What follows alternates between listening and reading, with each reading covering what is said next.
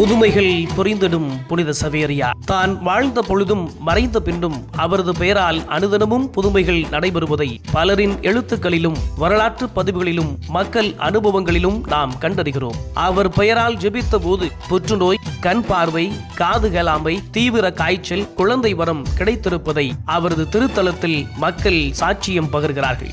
சவேரியார் பயணங்களில் தண்ணீர் இல்லாமல் தவித்த கிராமங்களில் நீரூற்று எழும்பியதாக மக்கள் வரலாறும் உண்டு.